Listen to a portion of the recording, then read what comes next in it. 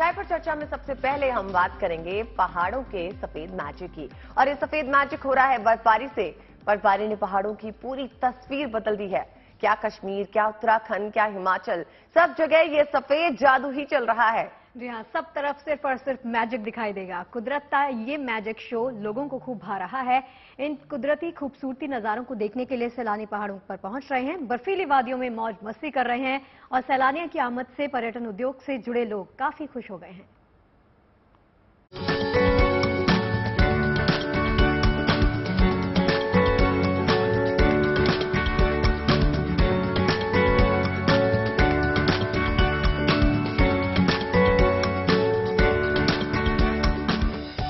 ये फिजाएं, ये हवाएं बदलते मौसम का संदेश लाए हैं। ये सफेद नरम हवा में तैरते मखमली फोहे मानो सर्द मौसम का ऐलान कर रहे हैं। बर्फ से ढके ये पहाड़, ये घर, ये रास्ते मैदानी इलाकों में मौसम के करवट लेने का पैगाम दे रहे हैं। शिमला हो, चंबा हो, औली हो या बद्रीनाथ धाम, हर जगह बर्फ का कब्जा है। यहाँ का एक्सपीरियंस बहुत ही अच्छा लग रहा है मुझे। ठंड बहुत ही है, यहाँ पे घूमने को बहुत अच्छा लग रहा है मुझे। मजा आ रहा है, एंजॉय कर रहा हूँ शिमला को। जाहिर है सर्द ऋतु का आगमन हो रहा है, मौसम रंग बदल रहा है। यही मौसम, यही रंगत, यही बर्फबारी देखने तो सैलानी इन पहाड़ों का कश्मीर घाटी का रुख करते हैं। लिहाजा ये मौसम पर्यटन की बहार लेकर आया है। यही वजह है कि यहाँ के कारोबारियों के भी चेहरे खिले हैं। हिमाचल के लाहौल स्पीति, किन्नूर, चंबा, कुल्लू और शिमला में ताजा स्नोफॉल से यहाँ की कुदरती सुंदरता में मानो चार चांद लग गए हैं। और जहां तक स्नोफॉल की इंटेंसिटी की बात है, लाइट टू मॉडरेट स्नोफॉल हुआ, जिसमें मुख्यतः स्पीति, काजा, कुकुमसेरी, कल्पा और नीचे आप देख रहे हैं तो मनाली में भी स्लीट हुआ है। नारकंडा में भी हल्का सा जैसे रिपोर्ट्स है कि स्लीट और हल्की बर्फबारी की रिपोर्ट्स है। स्नोफॉल से कश्मीर घाटी हो या हिमाचल की वादियां, हर जगह की रंगत निखर रही है। मौसम की महक से सैलानी भी चहक रहे हैं। पहली बार ऐसा स्नोफॉल ही देखा है और एक्सपेक्ट नहीं किया था कि हम लोगों को देखने को मिलेगा यहाँ पे आके, ऊपर आके। तो बहुत अच्छा लग रहा है, एंजॉय कर रहे हैं पूरा। पहाड़ी इलाकों की बर्फबारी से मैदानी इलाकों में भी मौसम का मिजाज बदलने लगा है। हल्की बूंदाबांदी से दिल्ली एनसीआर में प्रदूषण से राहत मिली है। अरसे बाद खिली धूप के दीदार हुए और प्रदूषण से भी कुछ हद तक दिल्ली वालों को राहत मिली है। यहाँ पर आपको नजर आएगा कि इंडिया गेट जो है वो साफ साफ तौर पर दिख रहा है। और उससे पहले ये मौसम देखिए आप, काफी तेज हवा जो है वो सुबह से चल रही है। और ये भी एक वजह है कि जो प्रदूषण हवा में फैला हुआ है वो धीरे धीरे छट रहा है। बहुत दूर से राजपथ इंडिया गेट देख सकता है, वो खुशी का बात है। उधर भी आप उनको देख सकता है, बहुत खुशी है। आज जिधर बाहर आ गया, थोड़ा सा धूप भी निकला है, हवा भी निकला है, अच्छा लगता है। मौसम विभाग के मुताबिक अगले कुछ दिनों में मैदानी इलाकों में तापमान में गिरावट दर्ज की जा सकती है। जाहिर है ऋतु बदल रही है, मौसम की रंगत भी। ऐसे में दिल्ली वालों को उम्मीद है कि यहाँ की हवा की सेहत भी सुधरेगी और उन्हें प्रदूषण से भी राहत मिलेगी। बहरहाल गुड न्यूज ये है कि फिलहाल हल्की बूंदाबांदी ने, खिली धूप ने दिल्ली एनसीआर में चाय की चुस्की का जायका जरूर बढ़ा दिया है। दिल्ली में पंकज जैन के साथ bureau report, good news today. और अब रुक करते हैं हिमाचल प्रदेश का, जहां इन दिनों ऊपरी इलाकों में खूब बर्फबारी हो रही है। मनाली हो, चंबा हो, कांगड़ा या फिर लाहौल स्पीति, सब बर्फ से ढके हुए हैं। आम दिनों में भी यहां पर सैलानी आते ही रहते हैं क्योंकि उनकी फेवरेट जगह है, लेकिन बर्फबारी के बाद पर्यटकों की तादाद और ज्यादा बढ़ गई है। बिल्कुल, आपको दरअसल बता दें कि मौसम विभाग कह रहा है कि अभी तो बर्फबारी की शुरुआत हुई है, ये सिलसिला अभी कुछ वक्त तक जारी रहेगा। शिमला और कुल्लू में भी और बर्फबारी और बारिश का अनुमान है। आलम यह है कि कहीं 1.5 से 2 फीट तो कहीं इससे भी ज्यादा बर्फ गिर चुकी है और इस वजह से सैलानियों का यहां पर आना लगातार जारी है।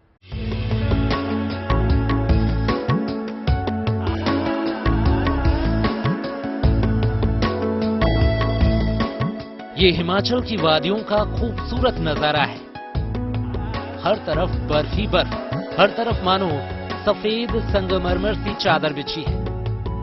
और इन तस्वीरों में बर्फबारी के इन खूबसूरत लम्हों को यादों के पिटारे में सहेजते सैलानी भी नजर आ रहे हैं। जाहिर है इन सैलानियों के लिए ये नजारा किसी जन्नत से कम नहीं। बहुत मजा भी आ रहा है, यहाँ पे बहुत शानदार लग रहा है। अभी तक तो मैं मूवी में ही देखा था, वीडियो में ही देखा था, लेकिन ये फर्स्ट बार आज मैं देखा हूँ सामने। पहले तो आंखों से मतलब वो नहीं हो रहा था कि सही में बर्फबारी ऐसे भी होता है। बहुत ही मजा आ रहा है यहाँ पे, फैमिली के लिए बहुत ही शानदार जगह है। कोई अकेले है तो कोई परिवार के साथ सफेद हो चुकी इस वादी में तफरीह कर रहा है। किसी के लिए ये पहला मौका है तो कोई अपने सपने को सच होता देख रहा है। बहुत मजा आ रहा है। कल रात को हम आए थे इधर, तो सुबह से ही बारिश और स्नोफॉल शुरू हो गई और अभी तो देख रहे हैं बहुत ही स्नोफॉल हो रहा है। बहुत ही मजा आ रहा है। बहुत दिनों से इच्छा थी कि स्नोफॉल में जाए, तो जैसे आए हैं तब से शुरू है। बहुत अच्छा लग रहा है। हिमाचल की चंबा से आई इन तस्वीरों को देखिए, कई फुट तक जमी बर्फ को देखिए, आसमान से गिरते बर्फ के इन फूहों को देखिए। अभी तो शरद ऋतु का ये पहला कदम है। जब शुरुआत में आलम ये है तो अंदाजा लगाइए आगे क्या होगा। हिमाचल का एक और इलाका कांगड़ा, यहाँ भी मौसम बर्फीला है। सफेद बर्फ की चादर में सब कुछ ढका है। लाहौल स्पीति की तस्वीरें भी हिमाचल में इस बर्फीले दौर की गवाही दे रही हैं। कुदरत की गोद में बसे इस खूबसूरत इलाके की ये बर्फबारी सैलानियों का मन मोह रही है। नजारा ऐसा है कि जैसे ईश्वर ने खुद चित्रकारी की है। फिलहाल तो आलम यह है कि पूरा हिमाचल प्रदेश मानो बर्फ की आगोश में है। कई इलाकों में तो तापमान माइनस में है। मौसम विभाग के मुताबिक अगले 1-2 दिन तक ये बर्फबारी यूं ही जारी रहेगी, यानी इसे आप सर्द मौसम की दस्तक का शुभ शगुन मानिए। Bureau report, good news today. देखिए, हिमाचल के बाद अब आपको लिए चलते हैं कश्मीर, जहां पर कुदरत ने सफेद रंग से पहाड़ों का श्रृंगार किया है। ताजा बर्फबारी के बाद नजारा बेहद खूबसूरत हो चुका है और घाटी के गुलमर्ग, सोनमर्ग, डोडा, रामबन और द्रास जैसे इलाकों में जोरदार बर्फबारी हुई है। बर्फबारी के बाद पहाड़ पे आने वाले पर्यटकों के चेहरे की मुस्कान दुगनी हो गई है।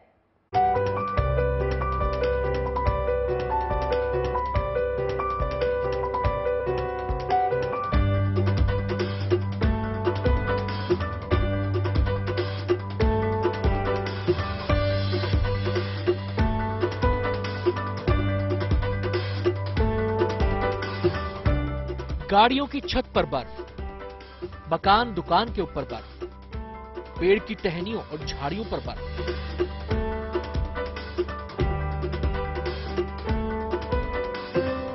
बर्फ की चादर ओढ़े पहाड़ और जम चुकी झील। जहां तक आपकी नजर जाएगी वहां सिर्फ और सिर्फ बर्फ ही नजर आएगी। मौसम का मिजाज बदला तो कश्मीर के पहाड़ों पर हर तरफ बर्फ की सफेद चादर बिछ गई। नजारा ऐसा कि मानो कुदरत ने सफेद रंग से धरती के स्वर्ग का श्रृंगार किया हो। ताजा बर्फबारी के बाद कश्मीर की हसीन वादियां और भी खूबसूरत हो गईं। आसमान से गिरते इन सफेद बर्फ के फाहों ने कश्मीर के मौसम और माहौल को खुशरंग और खुशगवार बना दिया है। कश्मीर न सिर्फ बर्फ से गुलजार है, बल्कि सैलानियों की रौनक उसमें चार चांद लगा रही है। दूर दराज के इलाकों से लोग कश्मीर पहुंच रहे हैं और बर्फबारी का जी भरकर लुत्फ उठा रहे हैं। फीलिंग बहुत अच्छी आ रही है। मौसम बहुत अच्छा है, जहाँ पर पोल्यूशन नहीं है जी, तो सांस में भी कोई प्रॉब्लम नहीं आ रही है। लोग वैसे डरा बहुत रहे थे, ऐसी कोई बात नहीं है। हम घूम रहे हैं, फिर बाइक हमने रेंट पे लिया है और पूरा बाइकिंग कर रहे हैं। And now actually we are stuck here.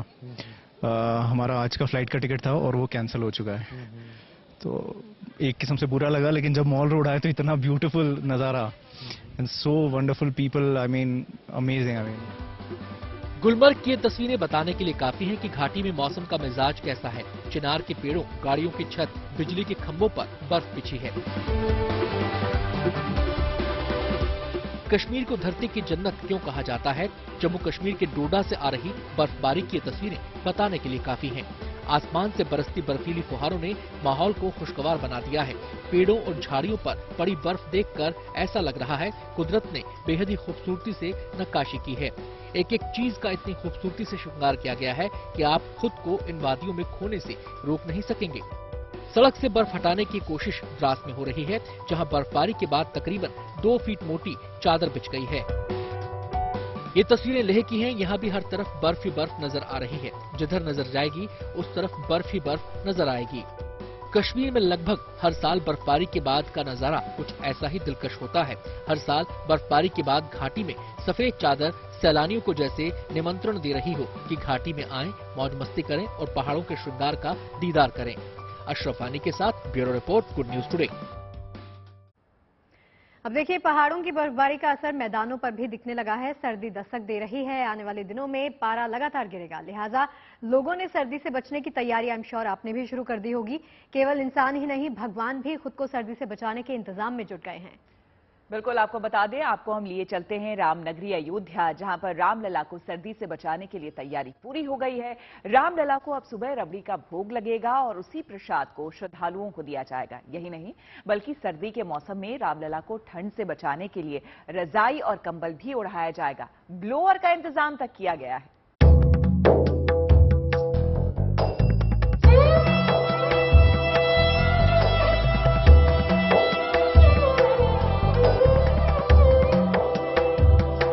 Ayodhya में श्री राम का भव्य मंदिर जैसे जैसे बन रहा है, वैसे वैसे अब रामलला के ठाट बाट में भी कोई कमी नहीं की जा रही है। सर्दी के दस्तक के बीच अयोध्या राम जन्मभूमि परिसर में विराजमान रामलला के लिए बड़ी तैयारियां की गई हैं।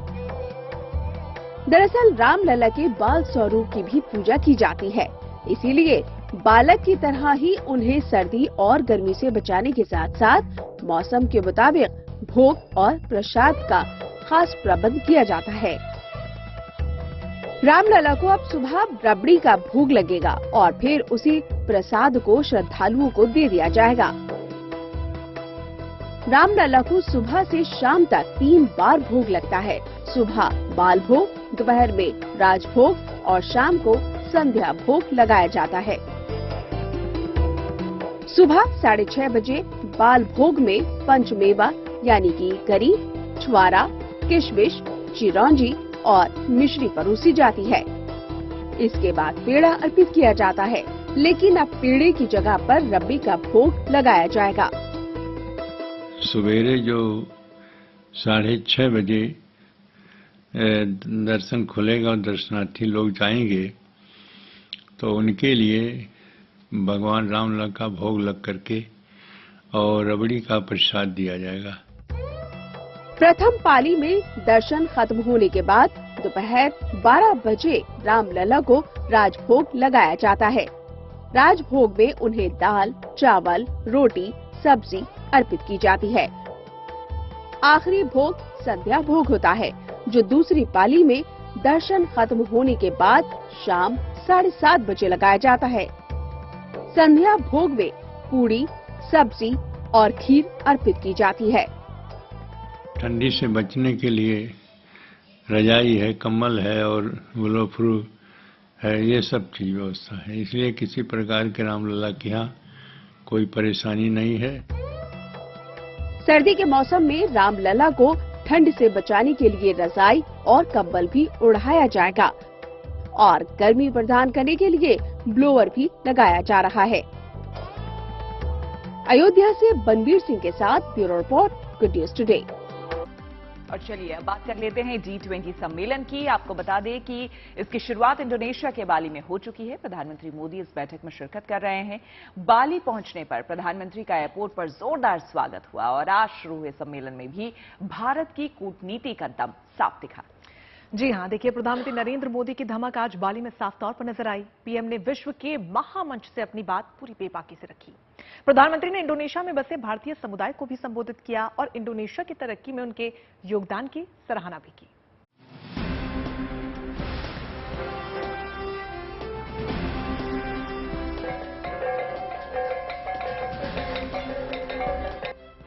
हर तस्वीर खास और हर तस्वीर भारत के दमखम की गवाह। बाली में भारत की बलशाली कूटनीतिक ताकत की वो झलक है जिसे दुनिया गौर से देख रही है। पीएम मोदी आज G20 सम्मेलन में शिरकत करने के लिए पहुंचे तो दुनिया की महाशक्तियों से पीएम मोदी की मुलाकात कुछ इस अंदाज में हुई। पीएम मोदी ने अमेरिका के राष्ट्रपति जो बाइडेन से भी हालचाल जाना और ब्रिटिश पीएम से भी उनकी गुफ्तगू हुई। महाशक्तियों के महासम्मेलन में सबकी नजरें पीएम मोदी पर रही। पीएम मोदी ने भी G20 के अपने पहले सेशन में साफ कर दिया कि वो यहाँ दो टूक बात करने आए हैं और दुनिया की उन ताकतों को आईना दिखाने भी आए हैं जिन्होंने मानवता को कोरोना जैसी महामारी और युद्ध के जंजाल में झोंक दिया। एक तरह से कहें तो हिंदुस्तान और पीएम मोदी का दमखम आज बाली से आई हर तस्वीर में नजर आया। प्रधानमंत्री का जलवा केवल सम्मेलन के दौरान ही नहीं दिखा। बाली पहुंचने पर पीएम का स्वागत भी शानदार हुआ। एयरपोर्ट पर पीएम के स्वागत की तस्वीरें देखने लायक थी। यहाँ मौजूद भारतीयों की गर्मजोशी में हिंदुस्तान वाला जोश नजर आया। पीएम ने भी सबका अभिवादन स्वीकार किया। भारतीय समुदाय के लोग भी पीएम मोदी से मिलकर काफी उत्साहित नजर आ रहे हैं।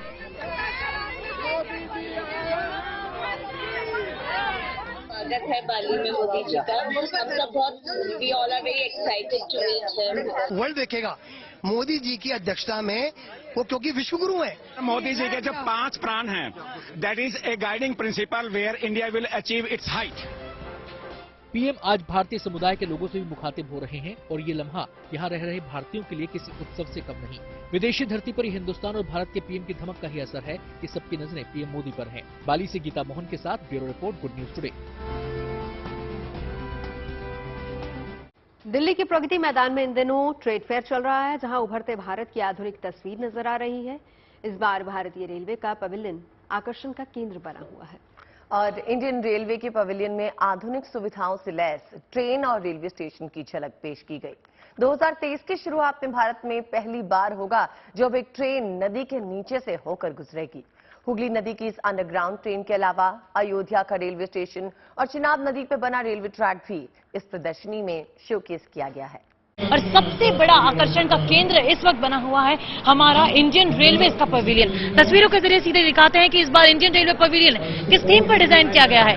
ये इंडियन रेलवे का पवेलियन, भारतीय रेल का पवेलियन इस बार अयोध्या के स्टेशन के तौर पर, उसके प्रोटोटाइप के तौर पर डिजाइन किया गया है। यानी कि जब श्री राम की नगरी अयोध्या में अयोध्या का रेलवे स्टेशन बनकर तैयार होगा तब वो किस तरह से नजर आएगा, वो इस पूरे पवेलियन में दिखाया गया है। बताया जा रहा है कि ये पूरा पवेलियन जो है पूरी तरह से आधुनिक सुविधाओं से लैस होगा और पीक समय में भी यहाँ पर 25,000 से भी ज्यादा लोग इस रेलवे स्टेशन पर आ पाएंगे। आपको इस रेलवे स्टेशन का मिनिएचर बताते हैं कि किस तरह से होगा। ये देखिए, तस्वीरों के जरिए आपको बताते हैं और कहा जा रहा है कि 10,000 स्क्वायर मीटर का पूरा रेलवे स्टेशन होगा।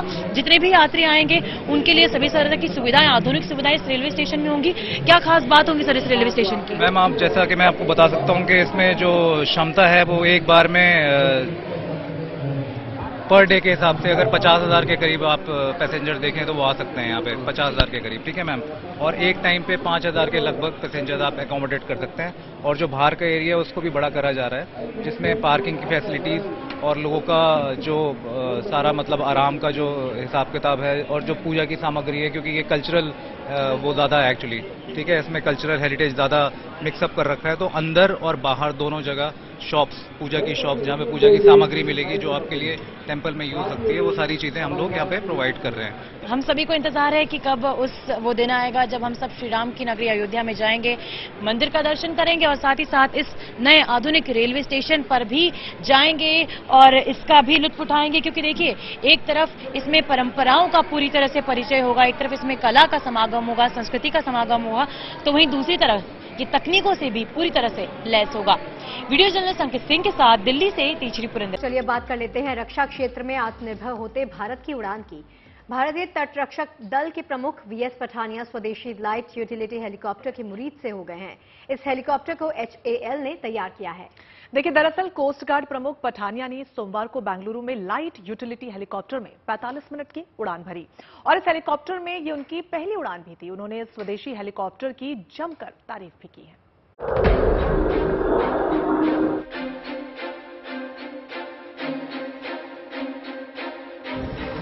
यह है स्वदेशी लाइट यूटिलिटी हेलीकॉप्टर। आधुनिक तकनीकों से लैस यह अदृश्य स्वदेशी लाइट यूटिलिटी हेलीकॉप्टर अब हमारी सेना का हिस्सा है। इसे परखने के लिए सोमवार को भारतीय तटरक्षक प्रमुख वीएस पठानिया ने इसे अपनी पहली उड़ान भरी। कर्नाटक के बेंगलुरु में स्वदेशी LUH यानी लाइट यूटिलिटी हेलीकॉप्टर में पठानिया की ये उड़ान 45 मिनट की थी। उड़ान के बाद VS पठानिया ने स्वदेशी लाइट यूटिलिटी हेलीकॉप्टर की जमकर तारीफ की। आखिर क्यों है ये स्वदेशी LUH तारीफ के काबिल, आइए आपको बताते हैं। लाइट यूटिलिटी हेलीकॉप्टर भारत में बनाया गया है। हिंदुस्तान एरोनॉटिक्स लिमिटेड ने LUH बनाया है। हल्के युद्धक हेलीकॉप्टर को हॉल के रोटरी विंग R&D ने डिजाइन किया है। ये हल्के हेलीकॉप्टर सिंगल इंजन के तकनीक से लैस है। इस हेलीकॉप्टर की खास बात यह है कि ये मौसम के विपरीत परिस्थितियों में उड़ान भर सकते हैं। इसमें 6 लोग बैठ सकते हैं। 37.8 फीट लंबे इस हेलीकॉप्टर की ऊंचाई 11.1 फीट है। इसकी अधिकतम गति 250 किलोमीटर प्रति घंटा है। 500 किलोग्राम वजन के साथ एक बार में करीब 350 किलोमीटर की उड़ान भर सकता है। ये 500 किलोग्राम तक अधिकतम 21,300 फीट तक जा सकता है। इस स्वदेशी LUH हेलीकॉप्टर की पहली उड़ान 6 सितंबर 2016 में बेंगलुरु से भरी गई थी। भारतीय तटरक्षक अधिकारियों की माने तो स्वदेशी हेलीकॉप्टर में ये अकेला हेलीकॉप्टर है जो एक्सीलेंट फ्लाइंग मशीन है और स्वदेशी तकनीक का बेहतरीन नमूना है। मंजीत नेगी के साथ bureau report, good news today. अब आपको लिए चलते हैं हिमाचल के किन्नौर। ये इलाका सेब की खेती के लिए जाना जाता है और यहाँ सेब कारोबार में हुई ड्रोन क्रांति। किन्नौर के निचार गांव में ड्रोन के माध्यम से सेब को एक जगह से दूसरी जगह पहुंचाने का ट्रायल सफल रहा है। देखिए, आपको सुन के अपने आप में ये बड़ा अजीब लग रहा होगा, लेकिन आपको बता दें जल्द ही अब ये ट्रायल आलू की सप्लाई करने के लिए भी किया जाएगा। ड्रोन से डिलीवरी के ट्रायल की ये सफलता इलाके के लिए, किसानों के लिए एक अच्छी खबर है। ये ट्रायल उनके लिए उम्मीदों के नए रास्ते खोलता है। ड्रोन डिलीवरी से समय भी बचेगा और उपज के खराब होने की गुंजाइश भी कम रहेगी। कुछ दिन पहले ही प्रधानमंत्री नरेंद्र मोदी ने एक जनसभा में किन्नौर के आलू को ड्रोन से मंडी तक पहुंचाने की बात कही थी, जिसे लोगों ने असंभव करार दिया था। लेकिन अब लगता है कि PM का दावा सही साबित होगा, जिसकी तस्दीक ये तस्वीर करती है। अंतर इतना है कि यहाँ ड्रोन से आलू नहीं बल्कि सेब पहुंचाए जा रहे हैं। दरअसल हिमाचल प्रदेश के किन्नौर में ड्रोन के जरिए सेब एक जगह से दूसरी जगह पहुंचाने का परीक्षण किया गया। देश में पहली बार किन्नौर के निचार गांव में हुआ ये ट्रायल सफल रहा। आज एक ड्रोन लाया गया यहाँ पर, जो आज हमारे आंखों के सामने यहाँ से उड़ान भरा और रावकंडा में पहुंच गया। रावकंडा से वो वापस लगभग 10 से 12 kg का वो पेटी लेकर बिल्कुल सफलतापूर्वक लैंड यहाँ पर हुआ। आने वाले समय में हम इनसे यही निवेदन करेंगे कि इसकी जो क्षमता को उसको बढ़ाया जाए और इससे सबसे महत्वपूर्ण इसकी यह बात है कि जो वहाँ से जो सेब आ रहा है बिल्कुल बहुत ही प्यार से यहाँ तक वो पहुँच रहा है, किसी प्रकार का उसमें ठोकर नहीं लग रहा है। ये सबसे बड़ी प्राथमिकता है। सेब बागवान और पंचायत प्रतिनिधियों ने 12 से 18 किलो सेब से भरी हुई पेटियों को ड्रोन के जरिए 10 से 12 किलोमीटर की दूरी तक पहुंचाया। इसमें महज 5 से 6 मिनट का ही वक्त लगा। ड्रोन का ये ट्रायल इस गांव में विग्रो कंपनी की मदद से किया गया। पिछले 2-3 दिनों से हम इस ट्रायल को लगाने की कोशिश कर रहे हैं, जो हमारे निचार कंडे से निचार के अंदर सेब लाने का, और आज सफलतापूर्वक जो हमारा प्रयास था सफलता को इसको लैंड करके आज हमने इस ग्राउंड में सेब को कंडे से ढोके लाया। ड्रोन के इस ट्रायल से सफल होने से बागबानों में उम्मीद जगी है। उनका आग्रह है कि ज्यादा से ज्यादा भार उठाने वाला ड्रोन बनाया जाए ताकि उनको इसका फायदा मिले। आने वाले टाइम में बहुत कम समय में 5 से 7 मिनट इस ड्रोन को यहाँ से कंडे से यहाँ नीचा स्टेडियम तक ले आने के लिए 5 से 7 मिनट लगे। आने वाले टाइम में ये हम इनसे रिक्वेस्ट कर रहे हैं कि कोई बड़ा ड्रोन लाके जिसकी कैपेसिटी 6-7 क्रेट लाने की हो वो लाएं और यहाँ के बागवानों को सुविधा दें।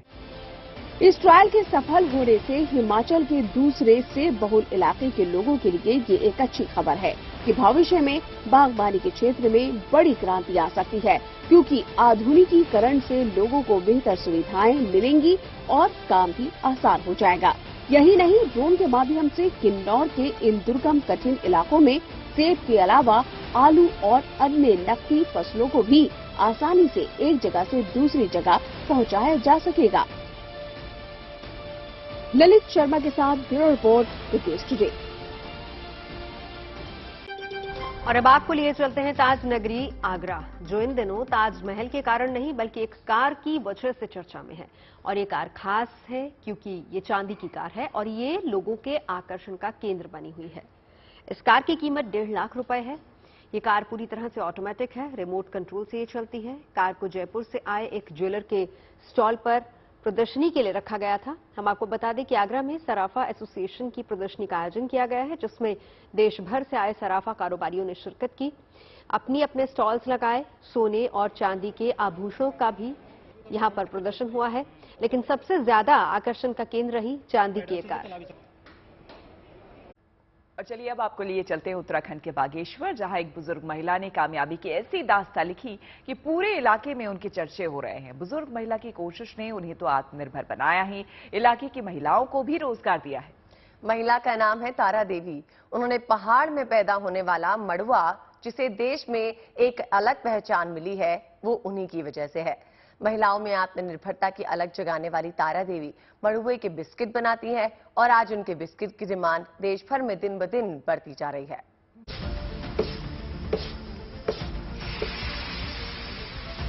हौसले के आगे उम्र केवल एक नंबर मात्र है। लगन और मेहनत के आगे बड़े बड़े लक्ष्य हासिल किए जा सकते हैं। ऐसे ही बुलंद हौसले और समाज के लिए कुछ कर गुजरने का जज्बा रखने वाली ये हैं तारा देवी। उत्तराखंड के बागेश्वर की रहने वाली तारा देवी आत्मनिर्भरता की जीती जागती मिसाल है, जिन्होंने केवल खुद को आत्मनिर्भर नहीं बनाया बल्कि अपने साथ साथ दूसरी महिलाओं के लिए भी रोजगार के अवसर खोले।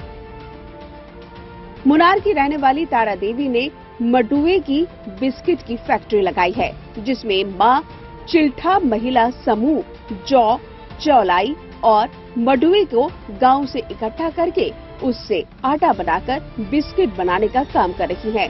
तारा देवी की इस पहल की सराहना प्रधानमंत्री नरेंद्र मोदी ने भी अपने कार्यक्रम मन की बात में की है।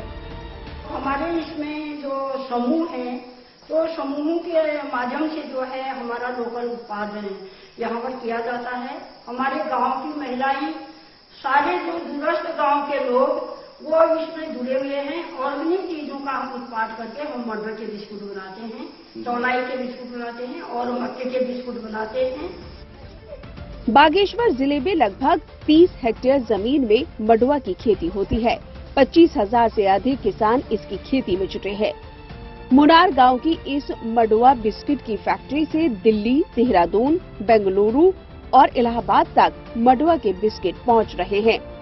तारा देवी के मन में ये ख्याल उस वक्त आया था जब वो खुद इस गांव की प्रधान थी और आज उनकी मेहनत रंग ला रही है, जिससे मडुआ के बिस्किट को देश में एक नई पहचान मिल रही है।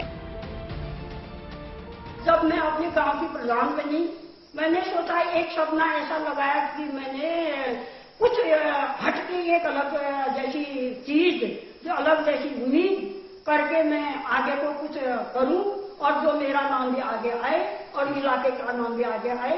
हमारे जो पिछड़ा गांव है, पर्वतीय क्षेत्र है, वो भी आगे आए, कोई हमें देखे। ये मेरे भाव आए, इसलिए मैंने इस मॉडल को फोकस किया।